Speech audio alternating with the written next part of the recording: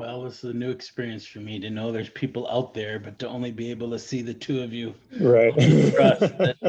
I'll just trust that there are actually people out Trust that there. there's people out there.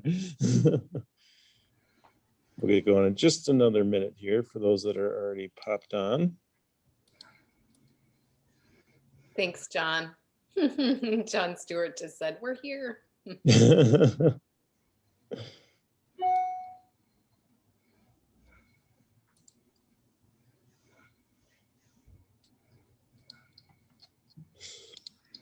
Dave and I were just talking a few minutes ago about how wide of a reach these events can have.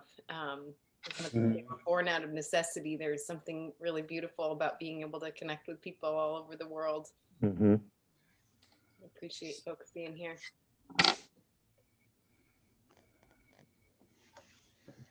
Yeah, I have got 6 o'clock by my clock, and I'm starting to see a bunch more people pop on. So I'm going to just give it 30 more seconds, and then I'm going to give a little intro here. Okay.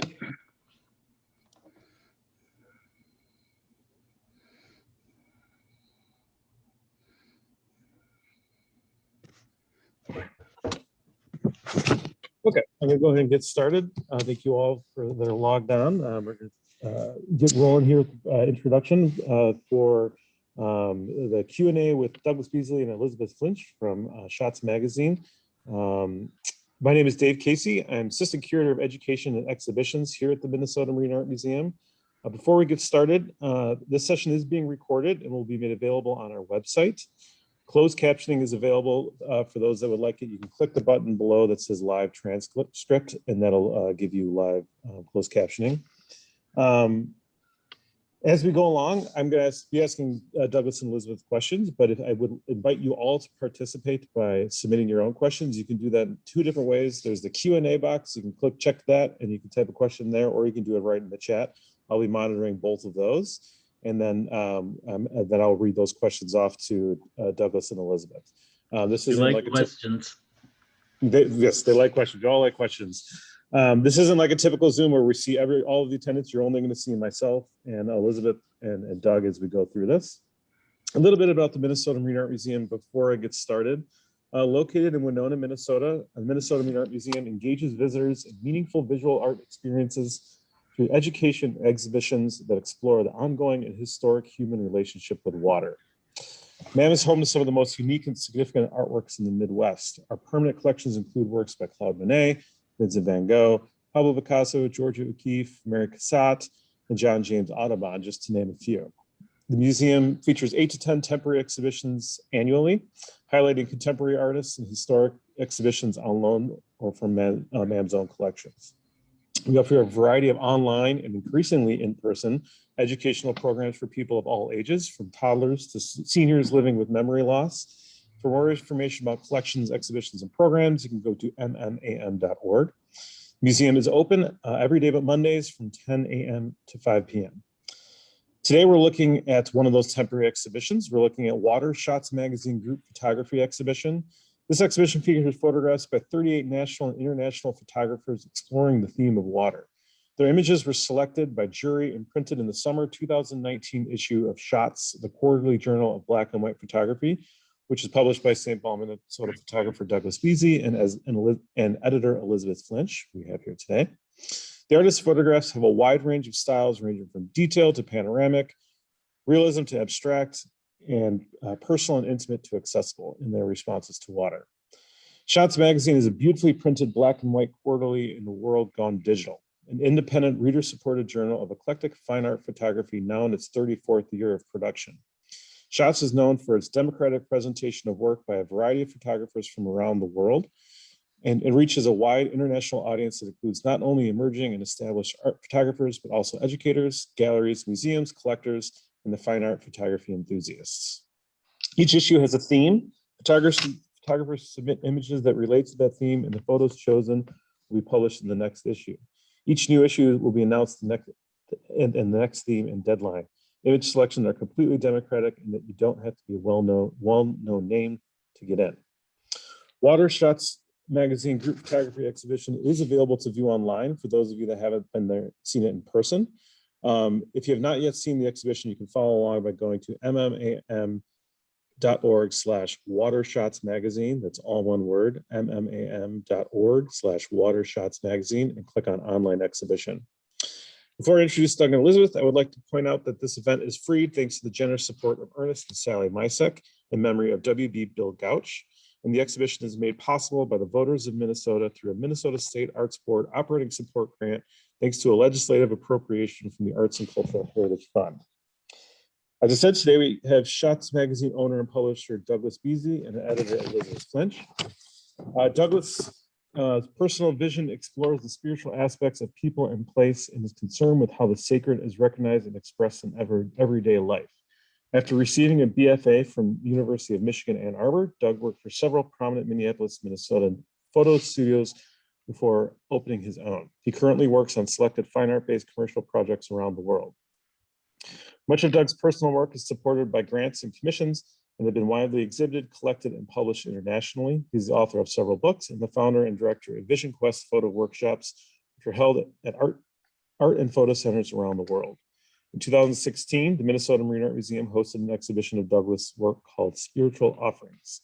In 2017, Doug assumed publication of Shots Magazine. Elizabeth is a visual artist living in St. Paul, Minnesota. She is a teacher, a photographer, a printmaker, a muckraker, and a resistor of convention. Elizabeth received her BFA in studio arts from the University of Wisconsin-Madison. She has been education director at High Point Center for Printmaking and Northern Clay Center, both in Minneapolis, Minnesota. After working as an art coordinator for the Minneapolis Public Schools, she began teaching high school photography at the Blake School in Minneapolis. After participating in Vision Quest photo workshop in Ireland, she and Doug began collaborating on grant projects, photo shoots, and workshops. Elizabeth has been the editor of Shots Magazine since 2017. So, with all of that, I would like to introduce Douglas Beasley and Elizabeth Flinsch. Thanks for being here, guys. Yeah, thanks for having us. Thank I want you. to start by clarifying one thing. When it was said that the photos are selected by a jury, it's really a jury of two, maybe even a jury of one. So our editor Elizabeth is really the one that juries the photos, and we make the final decisions together. Sure. Not like a jury, a different juror every issue or Certainly. a panel of jurors. It's Elizabeth is the gatekeeper. we'll probably get into a little bit clear. more of that later, but yeah, thank you for clarifying that.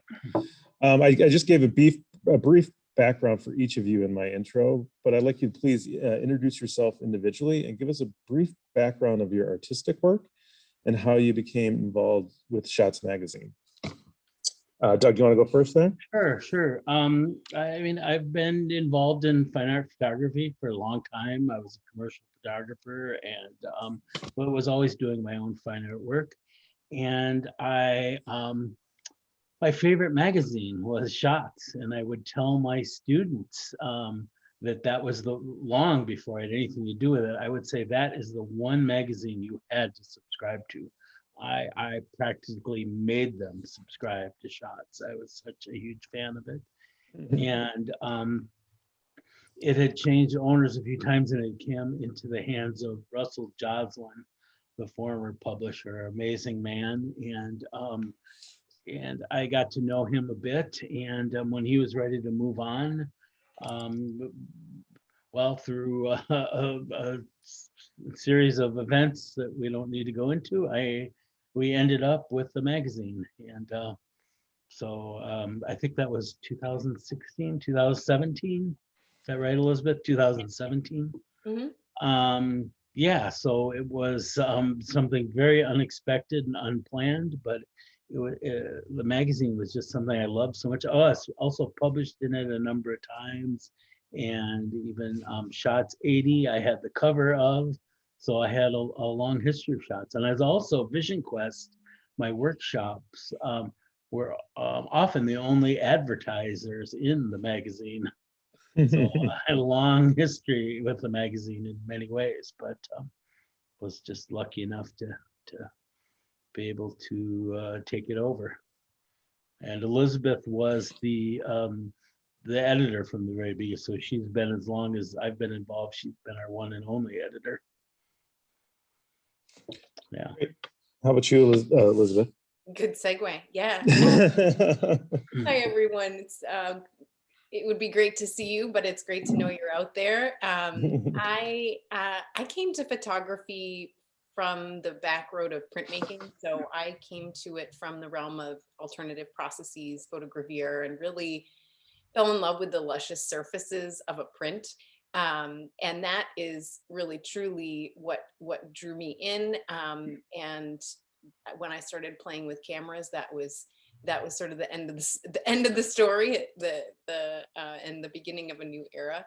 I met Doug, I want to say in 2015, and we started throwing ideas back and forth. I was actually a participant in one of his workshops, and we had a vision together that we could just sort of flow conversation, finish each other's sentences, and we still do that today, and rarely argue, believe it or not, having put the summer issue to bed just today. There's a really wonderful thing about that collaboration. When Doug invited me on to be editor, I looked at him wide-eyed, knowing and loving Shots magazine, and especially loving the truly democratic small d history of it.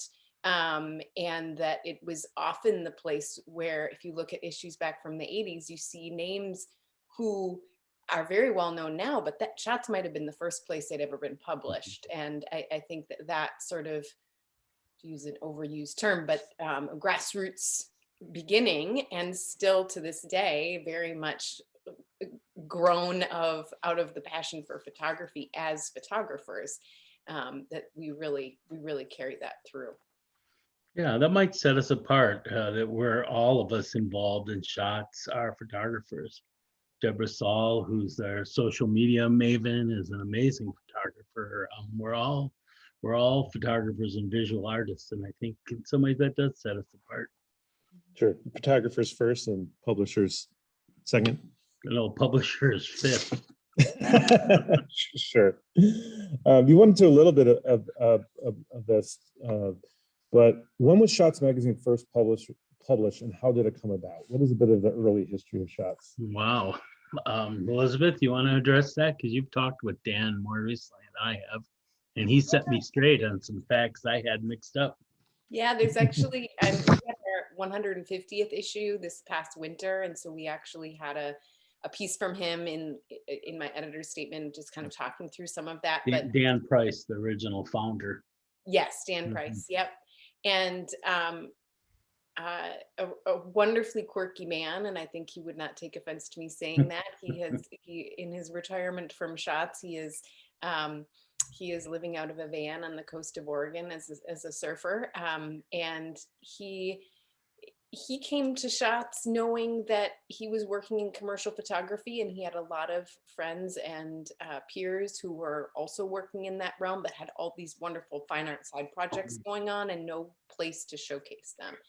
And it was really born of that desire to have a place for some of this play, these projects to come to the fore. Was that the mid 80s? Yeah, early 80s, I want to say. 80s. Yeah. And there's some fuzzy history there, but at some point he was he was using a satellite connection in order to have messages sent out, and working out of a teepee in the hills of Oregon. So there's a lot of interesting storytelling going on with the early history. It was really very much a zine then. It had a lot of handwritten notes and comments and stories, and it was almost like a Xerox zine with a lot of photos and postcards.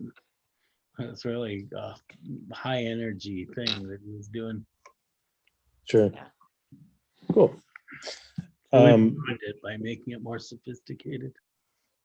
So Shots focus specifically on black and white photography. What is it about black and white photography that you feel is important for it to be represented in its own journal?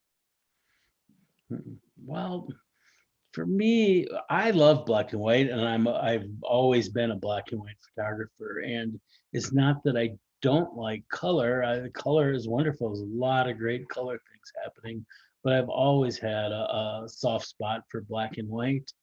And for me, it's just such an expressive medium. To strip away all that color, you have to make the design and graphics and the contrast and the textures really work. You can't rely on color. And sometimes I feel like color is what lies on the surface, and you strip that away and you've got a much more of an elemental approach. Now, having said that, I think there's amazing color photography happening, but I just love black and white. Anything to add to that, Elizabeth? Or let me. I could go on and on. I mean, there's so much for me to love about black and white, and I think a lot of it Doug is hitting on, that it's sort of within the surface, and it's within, even if it's a digital image in black and white, just looking at the, as he said, texture and contrast and things that are happening without that distraction and without that the other part of your eyes getting fired up and sort of stealing your attention away a bit. Sure. Sometimes it's almost like, how much can you say with such limited range of tools?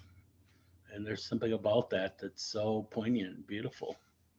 Sure. I have a couple questions here from Joanna. I'm going to fit them in a minute here, but I got a couple questions before we get to that. So Joanna, I do see your questions, and I encourage you and else to go ahead and submit. I wanted to touch on a little bit on the themes for Shots Magazine. So each quarterly edition has a different theme. How are those themes for Shots Magazine chosen? How are they chosen? Yeah, it's such a timely question. Doug and I bounce ideas back and forth. I think early on we had sort of a running list of possibilities for themes, and we return to that and then kind of meander on. We never seem to choose anything on the list, but the list sparks offshoots, so the list is good, but it always leads to somewhere else. Yeah. And I think for me, when I'm dreaming and scheming, and it's usually on a walk or, staring into nothingness of thinking about shots themes, I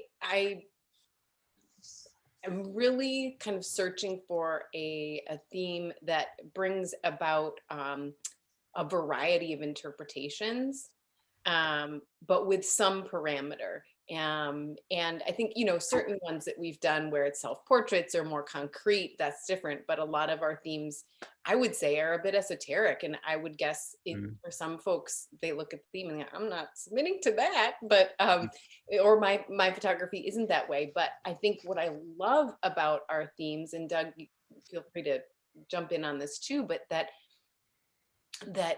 when I start looking at all the submissions, that I'll have a theme and sort of have this expectation of what that theme is going to look like. And then there's always these wonderful surprises. People interpret and go into some minutia or find a way to kind of play on that theme and surprise me. And that's what I love. Sure. I think of our themes as a departure point for people's creativity rather than an end place where they land. And I love that. And I think our themes are really unique. If you look around at all the galleries and places that a lot of them see, it's hard to keep thinking of new themes, so that you see the same themes circulating around. And I'm really proud that we have this tradition of some solid themes like self-portrait, but we really go out on the limb with some other ones, and I think they're quite unique and very creative. What's the recent one is Celestial Bodies. That's the one that's just about to print. Or no, that's the last issue that's out. What's the new one is what, Elizabeth? Secret Worlds. Secret Worlds. Love them. So I'm curious with the themes. So we're about a year and a half into this pandemic, and your quarterly journal. Have you seen have you seen issues of the pandemic starting to reflect in the themes that you're having, what people are submitting in the themes that you've had in the last year plus? We definitely saw Black Lives Matter Sure. reflected in our themes, and I'm so happy to have had that response. I don't know, Elizabeth, you could address that more, I think. Yeah, I'm happy to. Certainly there were a lot of interpretations of themes that brought up issues of isolation. There were in some cases a lot of masks, masks sort of cast off on the road and things like that. So there's absolutely no question that the submissions reflect what's going on in the worlds of the people who are submitting. And we didn't create a theme. And to me, this was intentional. We haven't had a theme that's isolation or quarantine or Yeah, we stayed away from those specific themes too. Sure. Yeah, because I think that was so much that was the water we were all swimming in. So if that was to come out and be reflected in their submissions, great. But to have something else to sort of move towards felt important.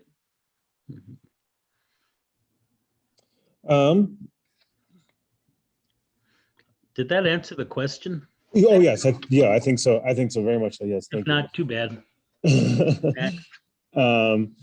So your website, the Shots website, says that you will never see articles about tips and tricks, and it's not an equipment or gadget driven magazine. So that the magazine is completely image driven. What do you mean by image driven? It's all about the photos. It's all about the photographers. It's not about the lens or the camera or the filter or the camera bag or the tripod or the 7 ways to whatever. It's purely images. Every page is about the photographs or about the artist that made the photographs.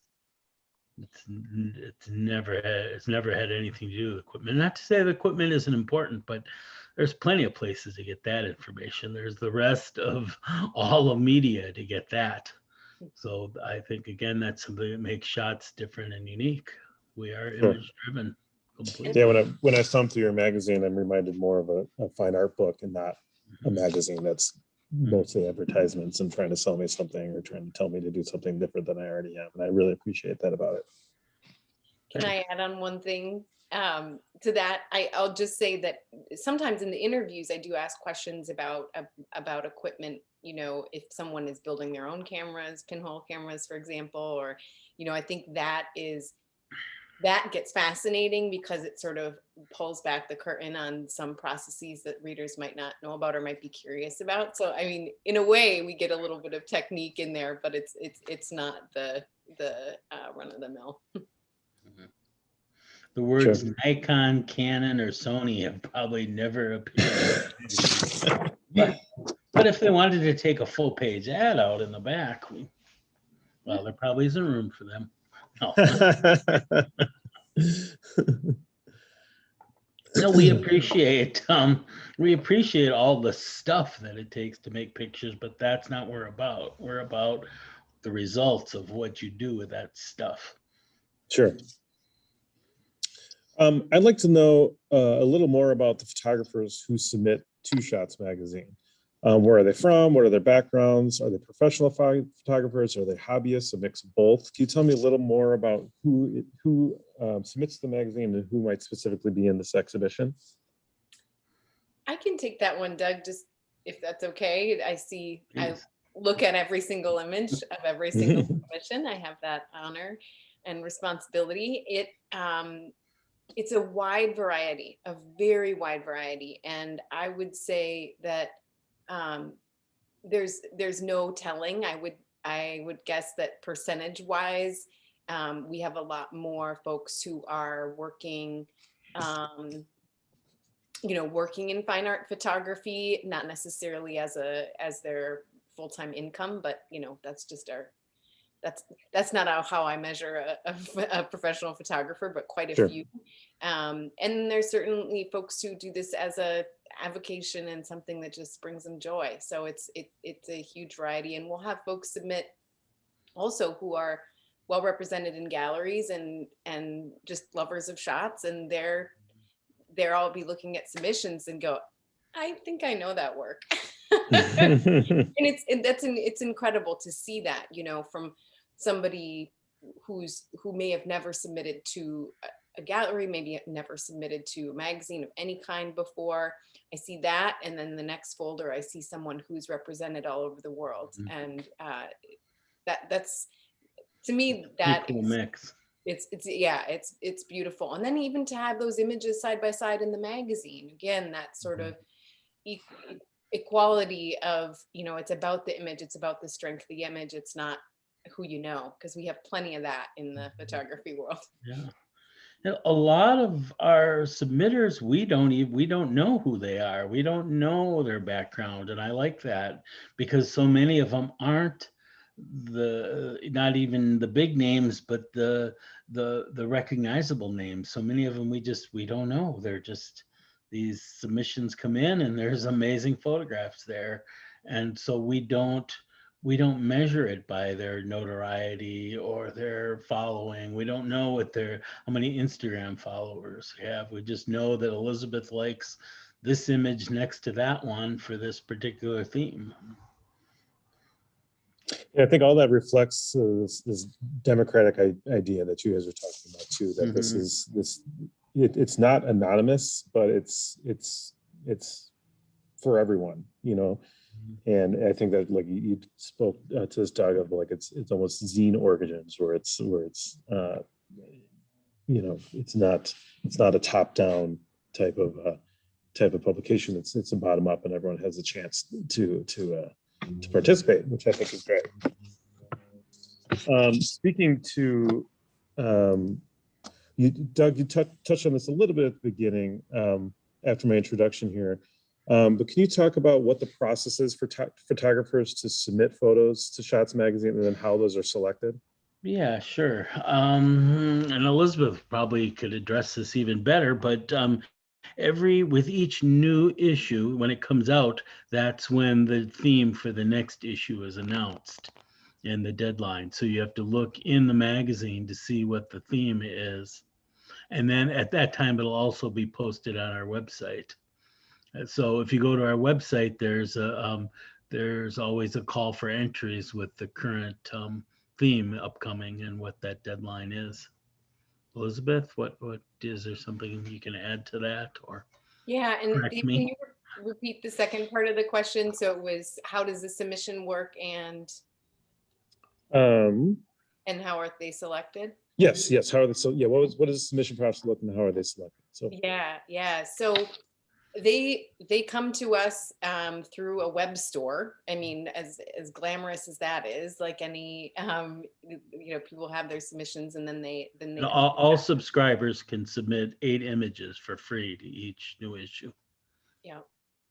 So they come to me in folders, and I see their submissions. I see their grouping of 8, or if they've added, you know, they can also submit a second 8, you know, pay extra and submit a second grouping. And so I'll see all of those, and I go through every single one of those folders, and it takes me a little while. And How many on average, how many people would you say submit? A couple hundred that is per a really issue? tough question. I would About 200 per issue? I More. would guess closer to 3. Yeah. 300, yeah. So, and they all 300 have times 8 is a lot of 8 pictures. or 8 or 16 images. Yeah. sure. So And you probably end up putting about 40 in the magazine per quarter. Is that right? Somewhere around there. yeah, sometimes more depending on what other features are in there and Sure. how it goes. But yeah, that's about the range. And when I look through them, I make decisions as I go. Nothing final, but I have sort of the piles. I think anyone who does any kind of sorting or choosing in their work, it's similar of the way where probably not either it has nothing to do with the theme, or it's not a good fit for shots. Spot on beautiful picture, spot on the theme. And then there's this middle ground of okay, I can kind of see where they're going with this, and it's a nice picture. And that realm, that gray area, there are a lot of folks in there. And Sure. I often feel for those folks because they're making beautiful pictures and sending them to us, and it just might not be the right fit for that issue, for pairing with other images. It's like I want to send them a note, but that might be a little creepy, and it would be a lot of notes. And then also every issue, there's just a few people that like submit color pictures of race cars. Or, that's always funny too. Like, Clearly, they didn't read the whole title of the magazine.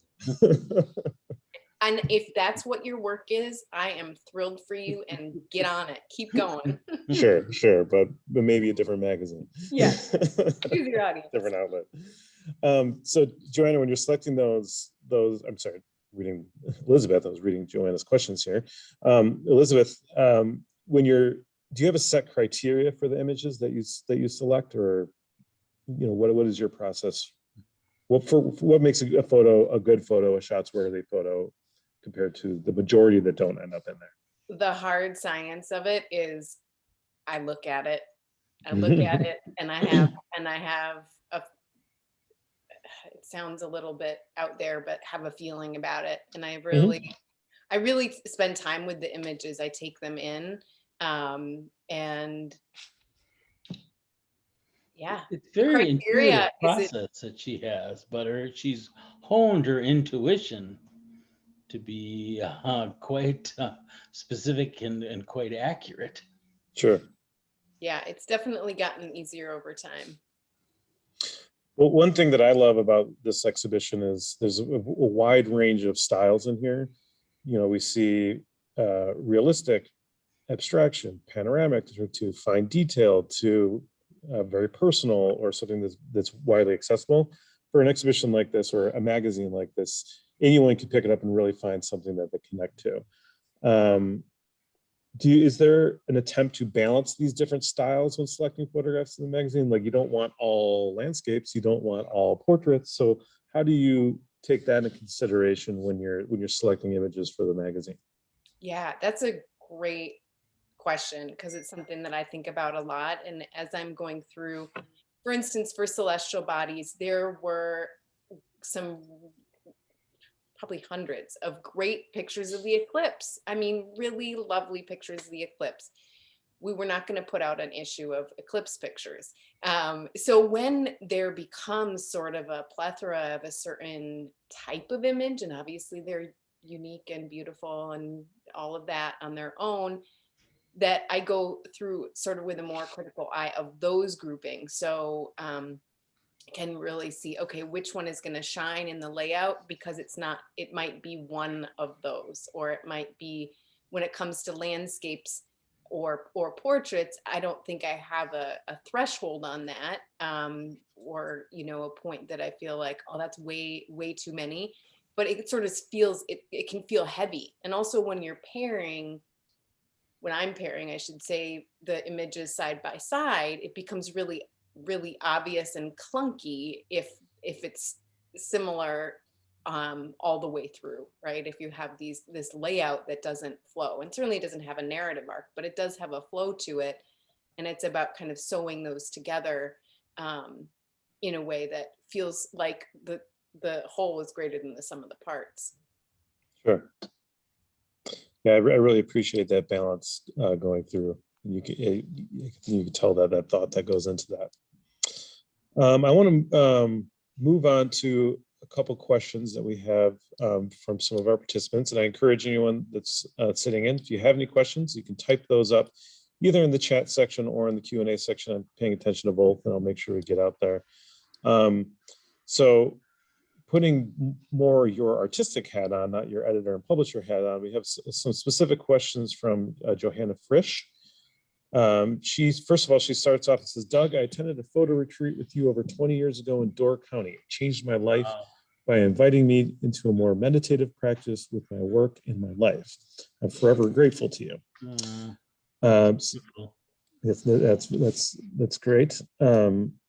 So she has a couple questions here. So she says, I'd love to know if and how meditation or any other daily rituals or rhythms may influence and or support your work now.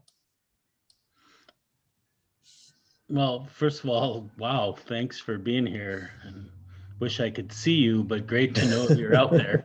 Um, it's, you know, this doesn't really relate to shots necessarily, but I think there is a part of shots that is a meditative process.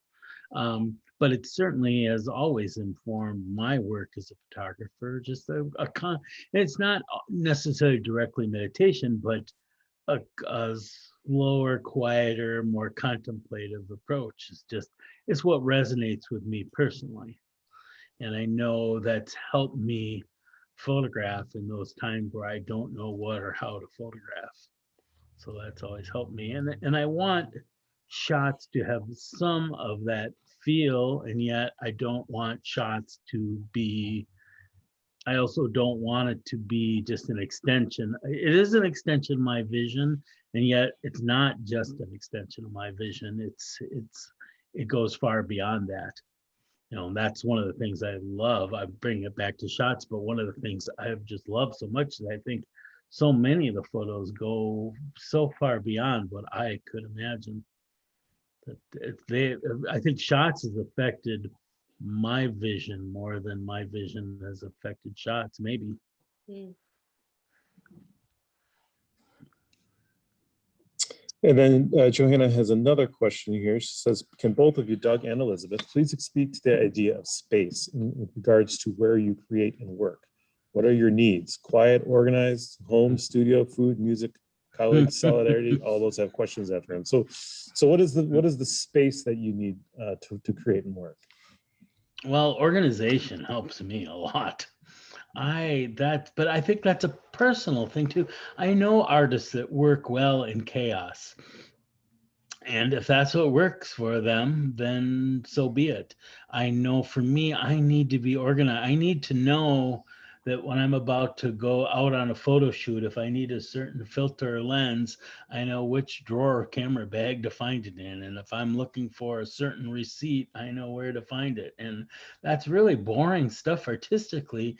Yet I also find that it helps me artistically because it leaves more space for creativity and less space cluttered up about trying to figure out where things are and how to find things and so on.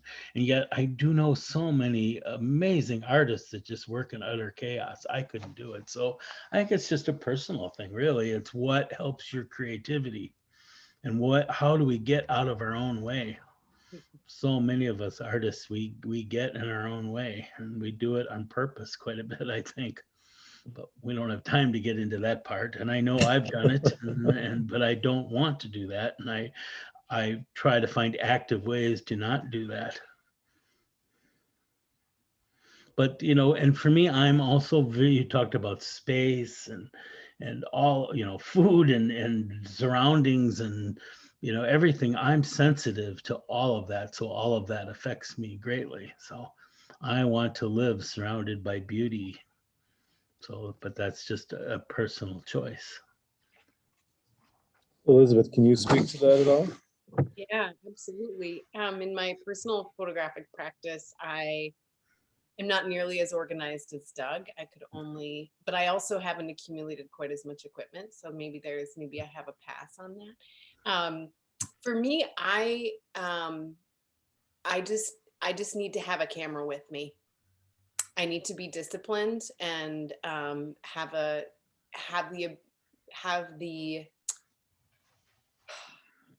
yeah, it's discipline really. Take the camera. Oh, should I bring my camera? Yes, take the camera. Take the stinking camera. It's um I'm really someone who finds extraordinary in the ordinary. And I'm probably not going to take it to the grocery store, but even if I'm visiting a friend's studio in a funky building or something like that, and I'll try to think about what I'm working on generally and see see if there's something that calls to me. And even if I don't make any pictures, it changes my mindset. Maybe even especially if I'm not making any pictures, Yeah. that having the camera with me, I'm bringing my attention in a more holistic way to the movements, to the presence that I have in that space. So I think just having that picture making device. And with shots, I can say that process, I need quiet and solitude. I'm sequestered at the moment on Madeline Island, Wisconsin, on Lake Superior, and that is a great place to edit shots. I drink loads of tea and take lots of walks, short walks for breaks. There's a good set of things that can help me get through this time. Can I add to something there? You said saying yes, and I think that's so great. That's one of my rules of photography, is to say yes to what presents itself to you. Should I take my camera? Well, yes. Should I pull over? Should I pull the car over? Yes. Should I get out? Yes. Should I walk west instead of east? Yes. Whatever it is, yes. Unless it's something that endangers you physically, artistically, the answer should be yes. And follow that to wherever it may lead you. Sure. Absolutely. I got another question here, and like I said, I encourage anyone to go ahead and type in either to the chat or to the Q&A any questions they might have. The next question here, and I'm assuming this refers to your personal photography, but they ask, can you please describe the moment when you choose a photo when you know it's the one? Oh, I wonder if that's more about editing. Yeah, is that about? It sounds like it's a follow-up to the previous question about your artistic space. So I'm assuming they're referring to. I'll address it. Also, I'd be interested to know either way, the one when Yeah. your own photograph compared to the one when looking I'll at someone address it else's for photograph. just a second from a point of view of the photographer, and maybe Elizabeth can take over from there and also address it. And actually, she just chimed back in. She said personal or editing. So either way. So yeah, Doug, if you want to talk about personal and for me, when I'm photographing, I don't know. And I have learned, I used to think that I knew. I used to think that there was those times when, like, yes, this is the one, this is the photo, this is going to be the good one, this is going to be the great one. And then I've learned over time that that's often not. Sometimes the best ones are the ones in between those ones I don't even remember making, and the ones that I can't wait to see on the contact, because I should film, I have to wait till I see contact sheets. The ones I can't wait to see because I know those are great pictures sometimes aren't even there. I've even accused my processor of losing those rolls of film, seriously, because I thought there was great pictures there, and it's only because he lost that roll that they aren't there. So I've learned that I don't know. When I think I've made a great picture, I know that I necessarily haven't. So yeah. And to go off of that, I have a similar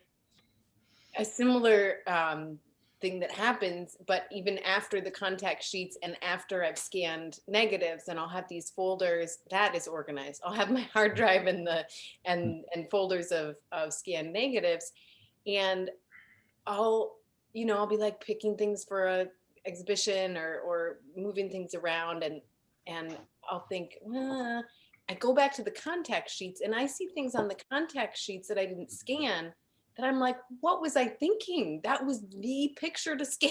So I really think that ingredient of time, both in the process of making, but also the process of sitting with, is so important, having some distance from it. And I think this gets into something that Doug, you and I talk about quite a bit, is that,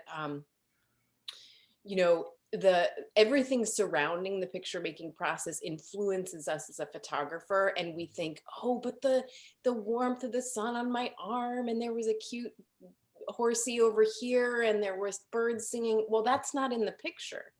And so all things that feel just perfect about it, you're still attached to those, that wonderfulness of the moment, where the picture might be garbage, right? I mean, it's probably fine. Well, But other people see it and they don't see that beautiful light that you were bathed in. yeah, They don't see what was outside the frame. They don't see that you were hanging off a cliff by a vine and it was the most difficult photo you ever made. All they see is the results. yep, But in exactly. the end, both are important, but to the viewer, it's only what's left contained inside those four edges of the frame. Right. And Right, I it's guess, like a personal photograph, a family photograph certainly means a lot to the person that was there experiencing that, but might not mean anything to the person viewing the photograph that wasn't there. mhm. Sorry, Elizabeth, what were you going to say?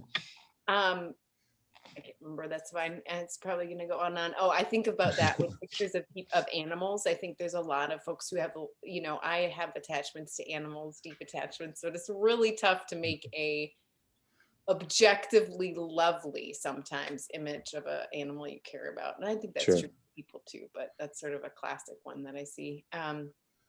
In terms of knowing the one with editing, it's so different.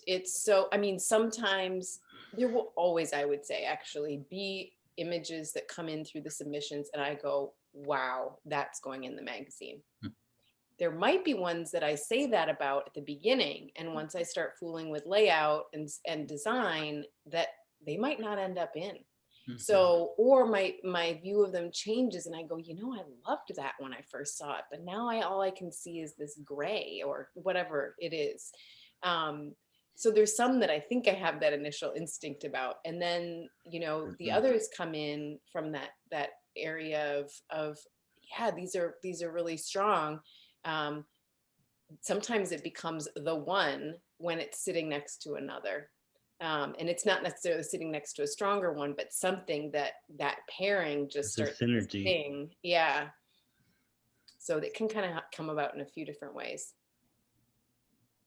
Do you ever have artists that are surprised at the image you've chosen? I know that when we're curating an exhibition where the curatorial staff might be selecting the images for an exhibition, that the artist might be like, oh, I wouldn't think that would be the one you picked. I know that they could submit up to 8 photos, but are they often ever surprised by which one you've picked? I wish I knew. I would love to hear those kinds of things. And I wouldn't do this work if I didn't love working with photographers. So, I think it's that's fascinating for myself when I see selections. I'm like, really? You want that? Okay, cool. I'm sending it to you.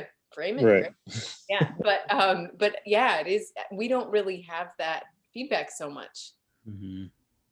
So you say you don't have that much feedback. So once an artist is selected for the exhibition or for the magazine, and you pick their photo, like how do you communicate to them? And is there any other information that goes into it? Or is it just they kind of wait and see? It's the tradition of shots from the very beginning that the way you find out that you're in the magazine is that you get the magazine in hand. Oh, wow. And there you are. Wow. And everyone that submits gets a copy of the magazine. Yeah. Okay. Even if they're not a subscriber. Sure. If they submit, they get a copy of the magazine, and that's how you find out. Well, that's got to be exciting. I'm sorry, say that again. If they don't get in, maybe they burn it, but hopefully they give it to Hopefully not. Give it to the library or something. Don't burn it. Yeah, that's very interesting. I didn't realize that was part of the process. So that really adds a little level of suspense for the artist, and kind of adds to the grassroots democratic nature. Yeah, I want to address one other thing is that, it is so disappointing to people when they don't get in, especially if they think their work is really good or strong or the best picture of that issue. And I understand that disappointment, and as artists, if you submit to exhibits and grants and publications, you get a lot of rejection. And I just want to make sure that people remember it doesn't mean that your photo wasn't good or that you aren't good.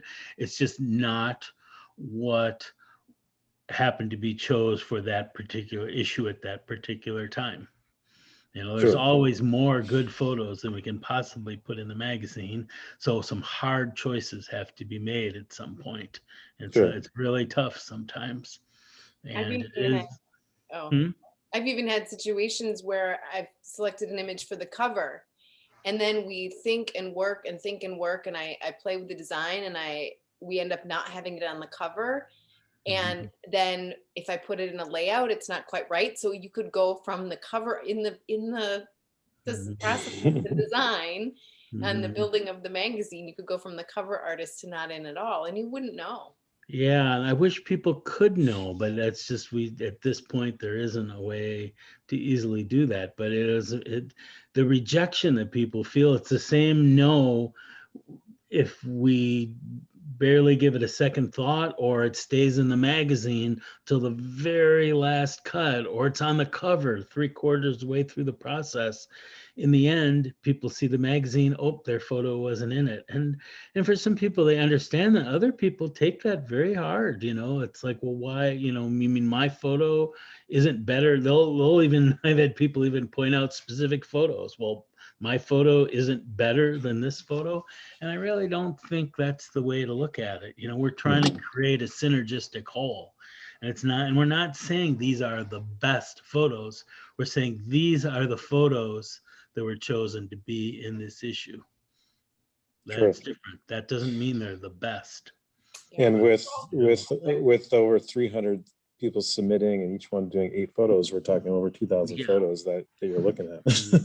And I think with if you took any art museum curators and gave them the exact same artist to work with, they're going to come up with a different show every time. There might be some overlap, but it's going to be different every time. That's what keeps it interesting, right? Right. Yeah. Right. And a different editor would come up with a different mix of photos with a different feel. That's why, Vanity Fair feels different than Vogue. Sure. And that's, you kicked off right away giving Elizabeth credit for selecting the images for the magazine. So that really speaks to a lot of Elizabeth's vision as far as what the magazine is going to look like. We got a couple more minutes. So if anyone else has any more questions, feel free to chime in. I got one more here. Are there any particular themes that created any challenges for artists to interpret?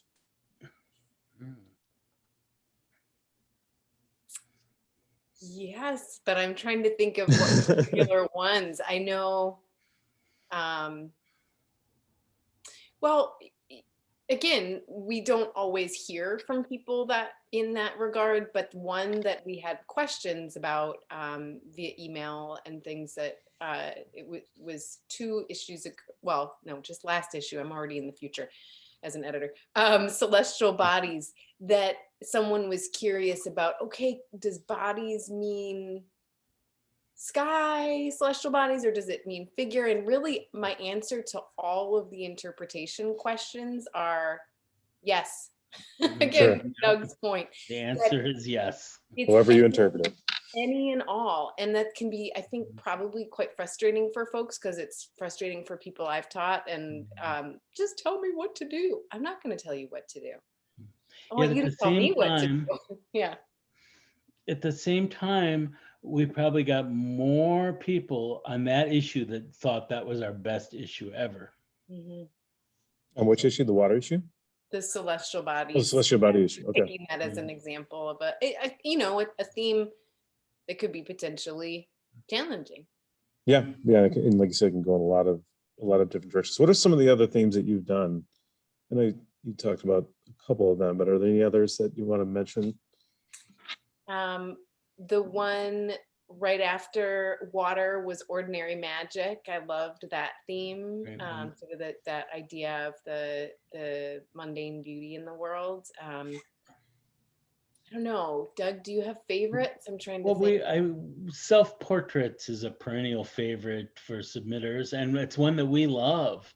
We'll return to self-portrait. We'll always, at some point in the future, there'll always be another self-portrait exhibit coming, or self-portrait theme coming. So, and it's one of my favorite themes in shots. And we just don't want to repeat it too often, of course, but that needs no explanation and is very popular. One I didn't think of, but I absolutely love, is something that we're continuing from the previous publisher, is the portfolio issue. And that has been a way that we select fewer photographers, but show more of their work. So we were showing, I don't know, 3 or 4 images, something like that, of each photographer, and had a smaller number of folks in there. So there's probably some more disappointment because a lot of people submit and we have fewer spots in there, but really to So be if we show more pictures from each individual. you see a broader scope of the artist's vision, and the way that those images work together, as opposed to working alongside other people's work all the time, which is what it generally is in shots. So that's something I enjoy. Johanna mentioned, thanks for answering your questions. Thank you, Johanna. I wish I could see Yeah, your face. awesome questions. Wow. Great questions. Yeah. I think we need to have more of a discussion around that. Yeah. I got another question here from Mark. He says one of the photos in the MAM exhibit, the photo is called Ebb and Flow, includes some color, which surprised me because shots is a black and white publication. Can you comment on this? I might be able to comment on this as well. Sure. From the curatorial standpoint. My understanding was that the photo was submitted in black and white, and it's in the magazine in black and white. John Swanson, the curator of collections that worked on this exhibition, did work with each individual artist to collect the images and to work on printing them. And there is some color in that photo, and the artists requested that it be printed in color. And because the color is so muted and there's so little actually in it, that John was okay printing it in color. And So I believe you ran that by me as well, and sure, just felt like that'll be okay. Yeah, so that was more of a curatorial decision than it was editorial or a magazine decision. So that's where that decision was made, Mark. We're not anti-color; we're just pro black and white. Right.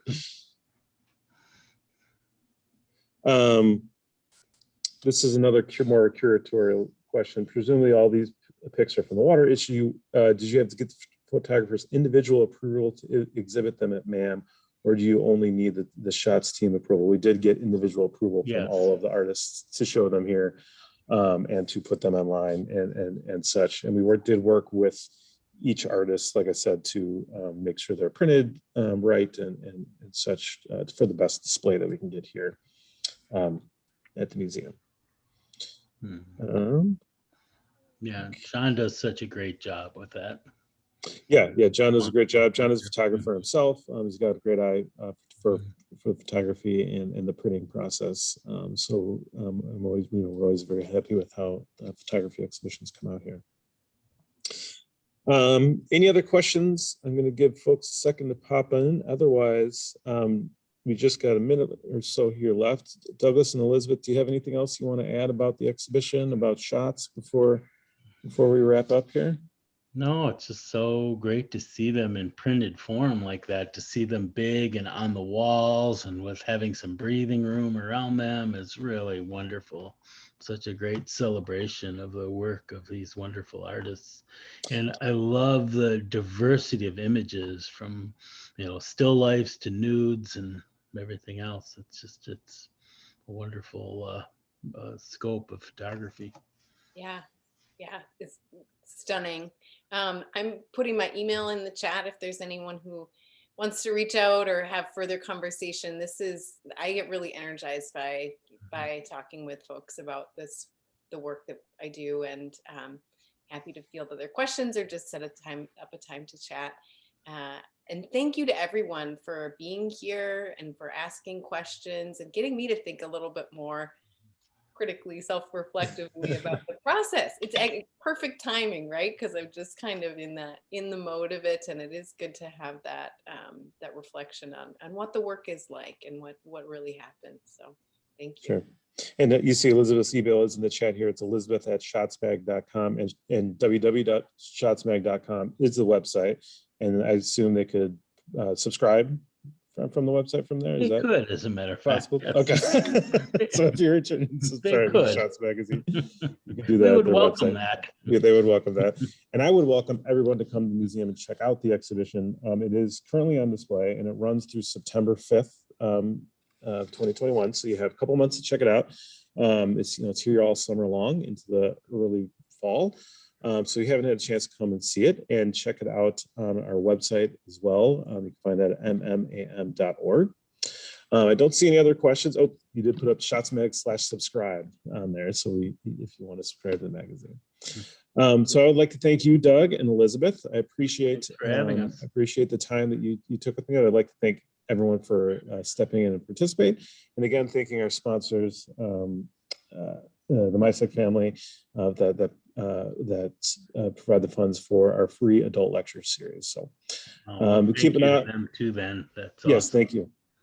So with that, I'm going to wrap it up, and we'll see you all soon at the museum. Thank Okay, you. great. Thanks Go so see much. Thank you, show. Douglas. Yep, we'll see you guys Thank later. you.